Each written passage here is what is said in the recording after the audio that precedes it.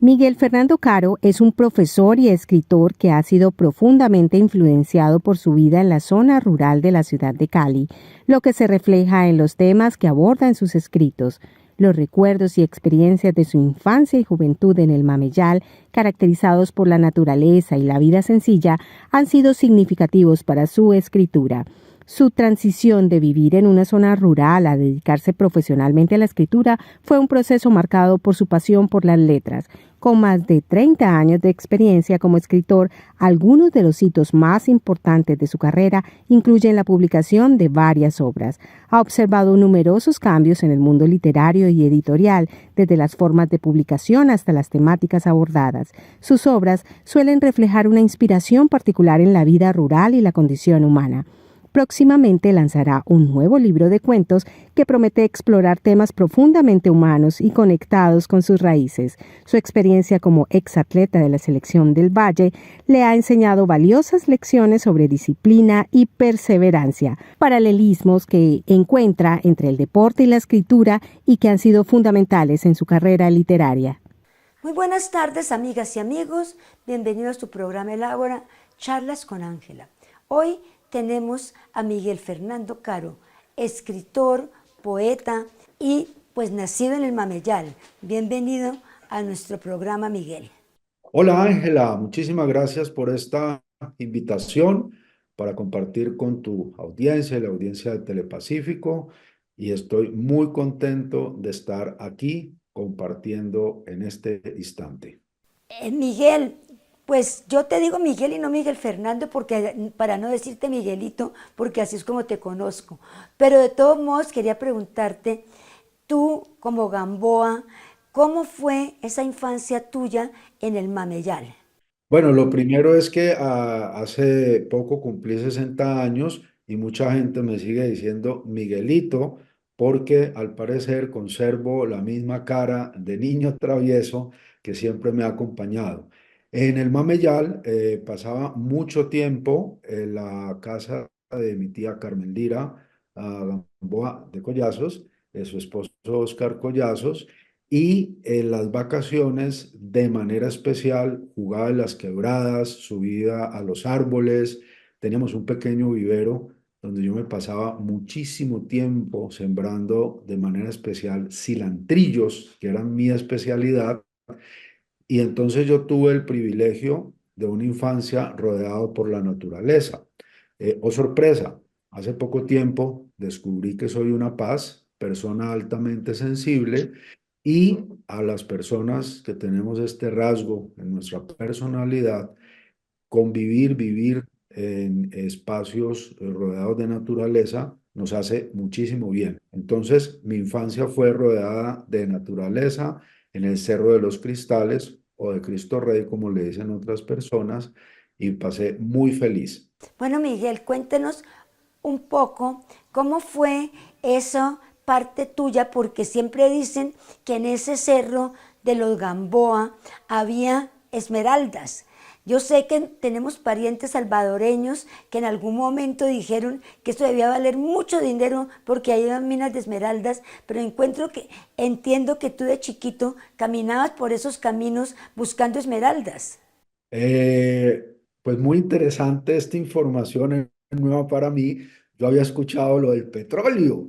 Resulta que algunos antepasados veían en las quebradas como una nata en el agua, y entonces también se hablaba de petróleo. Bueno, la verdad, a muy temprana edad empecé a encontrar piezas arqueológicas como volantes de uso, tiestos, guijarros de ollas, y saqué una figura y saqué una ocarina. Posteriormente, mis primos Gamboa Müller sacaron unas ollas, pero entre lo que yo saqué y lo que sacaron ellos, realmente es lo único cierto, y son piezas arqueológicas de algún asentamiento de la cultura Calima. Es más, la figura que yo saqué en algún momento la vio el arqueólogo Julio César Cubillos, pues que es toda una leyenda en la historia de la arqueología en Colombia, y él hablaba que muy probablemente era una pieza de la cultura calima.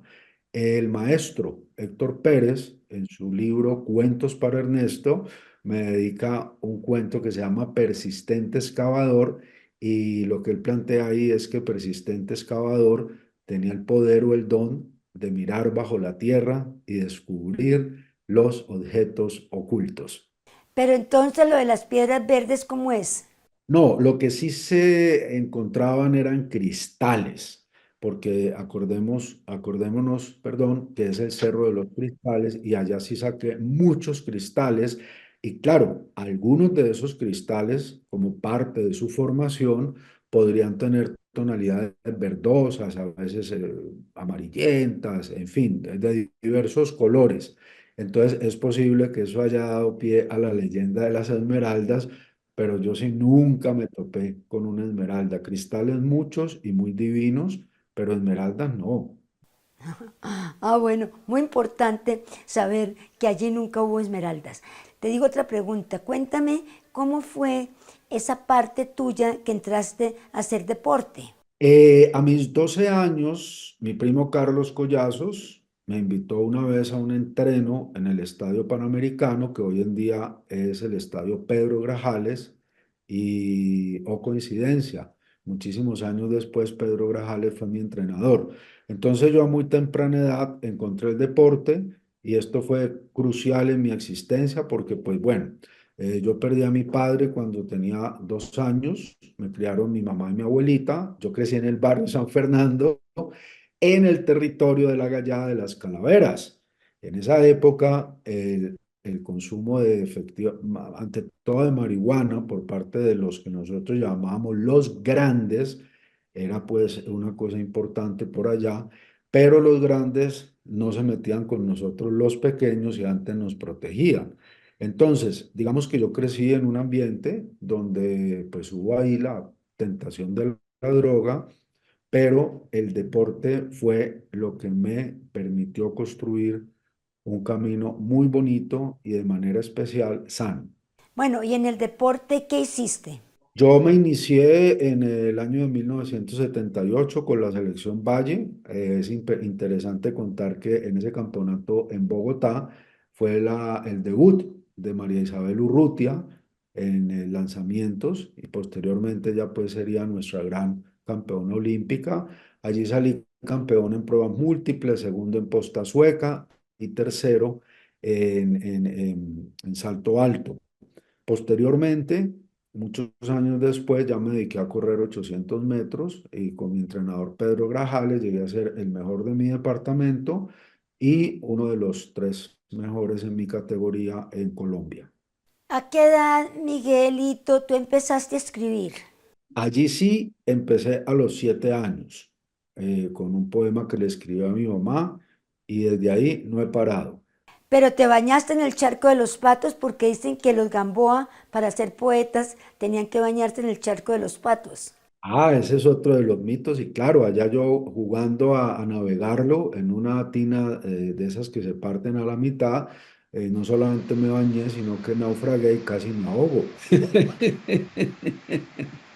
Entonces sí, probamos el agua del charco de los patos, que es otro de los mitos interesantes allá del Mameyal. Y también te subiste a la piedra de Isaías Gamboa donde él escondía sus bolas. Esa historia sí no me la sé, esa piedra no la conozco. Ah, bueno, no. Muy interesante porque Miguel también es Gamboa y los Gamboa heredaron esa tierra ancestral del Mameyal y dicen que todavía son poetas y Miguel es uno de los grandes herederos de esa tradición de escritores. Miguelito, pues te voy a mostrar una foto y tú me dices qué opinas. ¡Ah! Claro, claro, claro. Esa foto fue, bueno, lo primero que quiero hablar es el atuendo. Yo estaba vestido de juglar andino del próximo milenio, porque estábamos en el matrimonio de mi gran amigo Richard Tolmech Cuevas con su esposa Asha, donde tuve, digamos, la dicha y el honor de ser una especie como de guionista, porque fue un matrimonio absolutamente sui generis. Eso fue en un sitio en Cartagena, en uno de estos sitios, baluartes pues históricos, y entonces el novio venía montando un brioso corcel, mientras la novia venía desafiando las olas del mar, y entonces había que, se construyó pues un guión para que cuando el novio entrara en el sitio donde iba a ser ya la ceremonia, pues la novia también llegara a tiempo, y resulta que el mar se picó y entonces casi toca decir a rescatar a la novia. Es un recuerdo muy lindo, allá llegó gente de muchas partes del mundo porque tanto la novia como el novio habían estudiado en universidades en Estados Unidos, y entonces allá llegaron japoneses, chinos, llegaron alemanes, llegaron gente de África, y cada persona pues vestida con el atuendo de su región de origen. Y pues yo me puse a pensar y yo dije, no, pues yo me voy a ir vestido de juglar andino del próximo milenio. Fue un compartir muy, muy bonito. Estuvimos durante 3 días con personas de muy diversos idiomas, culturas, y de verdad que fue alucinante la experiencia, porque en una de esas nos montamos en una chiva y yo les enseñé a cantar vallenatos, y hay que destacar que la delegación japonesa aprendió muy, muy, muy, muy fácil a bailar salsa. Debe ser que tenemos un origen japonés en algún momento y que la salsa también la bailaban esa gente de esos sitios. En tus cuentos tú plasmas cosas muy interesantes. ¿Qué dirías tú que ha sido, digamos, lo que más te ha guiado? Sé que escribiste también sobre las mujeres que ganan su vida como trabajadoras sexuales.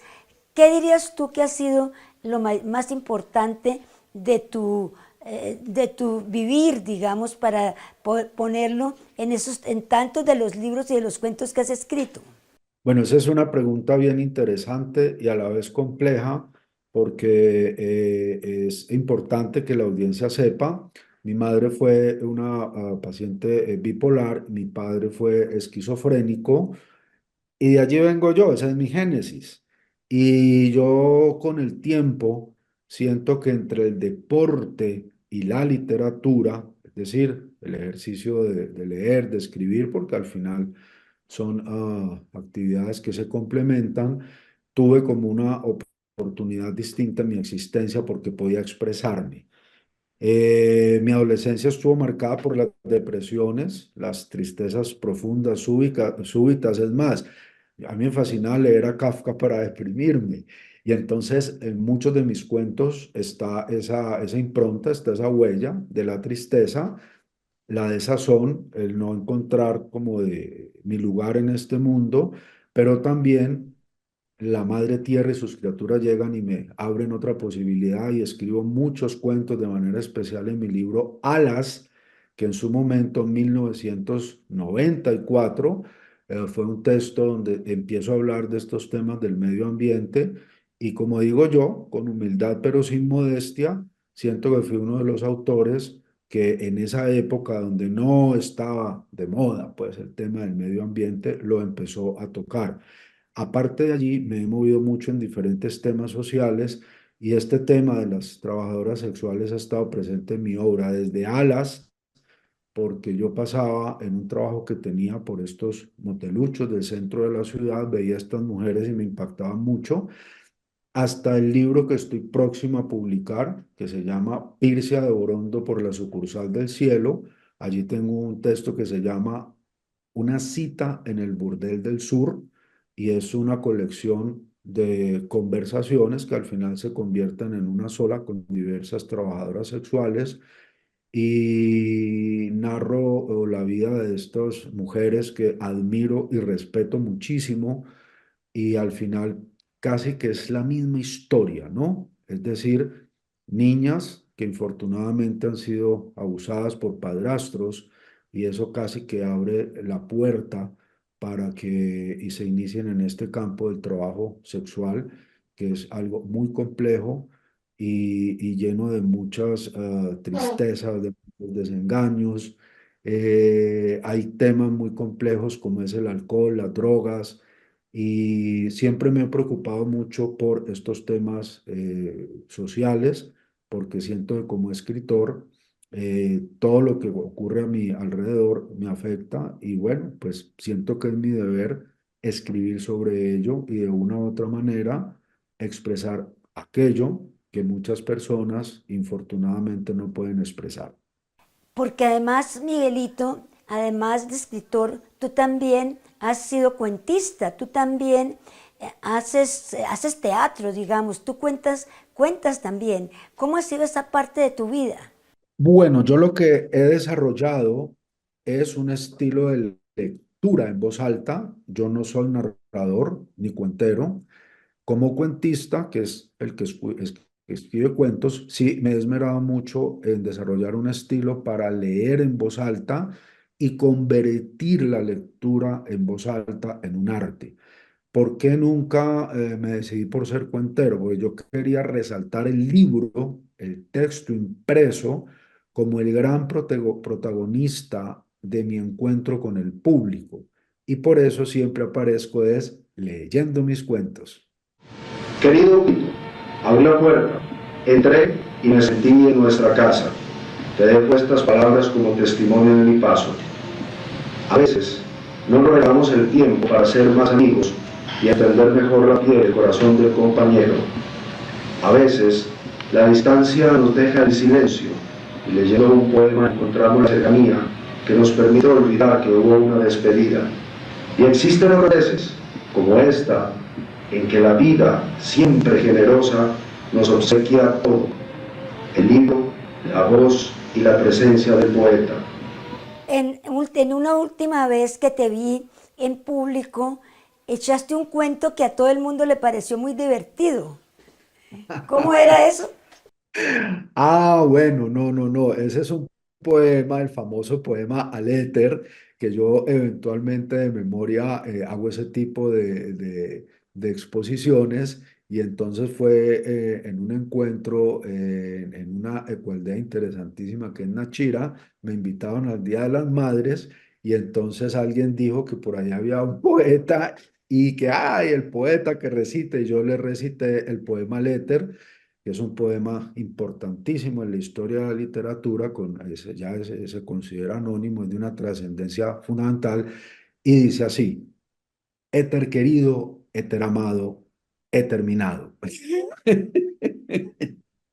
Y al público le gustó mucho. Miguel, vamos a preguntarte cómo ha sido, cómo fue tu pasar por la academia, porque en algún momento también entiendo que tú estuviste capacitando abogados para que aprendieran a escribir. Me fascina esa pregunta. A ver, yo soy autodidacta, es decir, a duras penas terminé el bachillerato en un colegio nocturno donde me regalaron el cartón porque pagaba a tiempo la matrícula y la pensión. A muy temprana edad me dediqué a leer por mi propia cuenta. Posteriormente, cuando empiezo a leer cuentos en voz alta, salen invitaciones para hacer talleres de instituciones como la Cámara de Comercio, el Banco de la República, Biblioteca Departamental, y eso me permite consolidar una metodología que se llama Escribir no muerde, que está debidamente publicada, y a raíz de eso dos universidades me invitan a ser su docente. La primera fue la Universidad Autónoma, dirigí durante 5 años su taller literario, y posteriormente la Universidad de San Buenaventura, con quien tengo una enorme gratitud porque me invitaban a ser su profesor de expresión oral y escrita para los de Gobierno y Relaciones Internacionales y lectoescritura para la carrera de Derecho en los primeros semestres.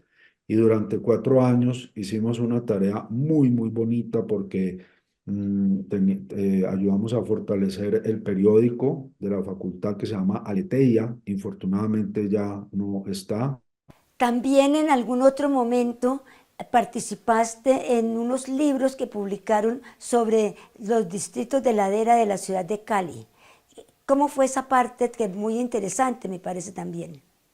Eso fue muy bonito con la Fundación Carvajal, bajo la dirección de Vicky Londoño, persona a quien también le agradezco muchísimo esa oportunidad.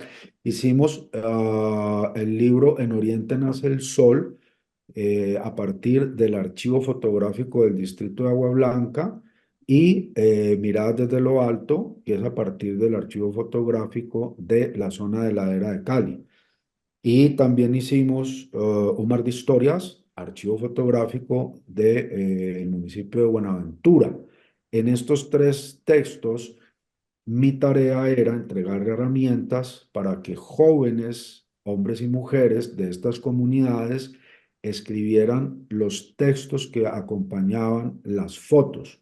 Estos se pueden encontrar en la web, en Oriente Nace el Sol, se digita y aparecen estos libros, pues están digitalizados.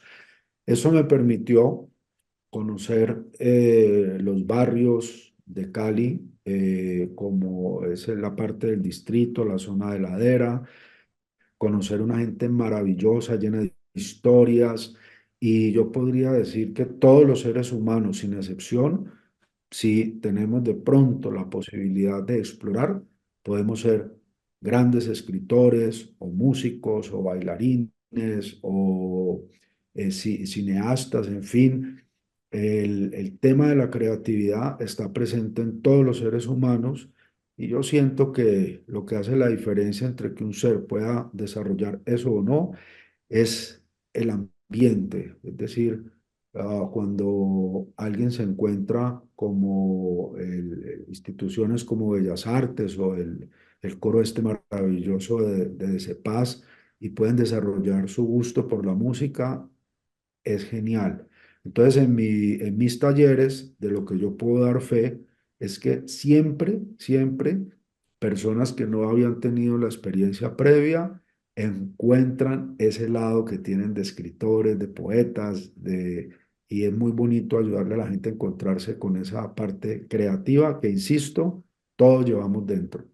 Bueno, Miguel, y ya en esta parte de tu vida, pues sé que estás muy dedicado también a la parte de tu libro, pero que ya te aburrió la vida urbana. ¿Qué haces tú ahora? Eso es muy interesante, sí. La verdad es que a partir del 2021 y las cosas que sucedieron, me dediqué a vivir fue en el campo. Ahorita soy muy feliz con dos estudiantes que tengo, una que se llama Saray y otra Samantha. Son dos niñas de 5 y 6 años con quienes estamos jugando con las palabras y ellas me enseñan, yo les comparto mis experiencias y en medio de un entorno absolutamente privilegiado como es el bosque de niebla en los lados acá de San Miguel, siento que ahora mi Padre Celestial, yo soy muy creyente, mi Padre Celestial siempre lo cito, me ha invitado a acompañar a estas dos seres maravillosos de 5 y 6 años a iniciarse en su camino en las letras. Entonces, a eso estoy dedicado, a alimentar pajaritos y a sembrar una huerta. ¿Y cuándo crees tú que vamos a poder tener ese libro tan interesante que estás a punto de terminar? Pircia de Borondo por la sucursal del cielo, yo creo que aproximadamente en 2 meses debe estar ya listo para el público.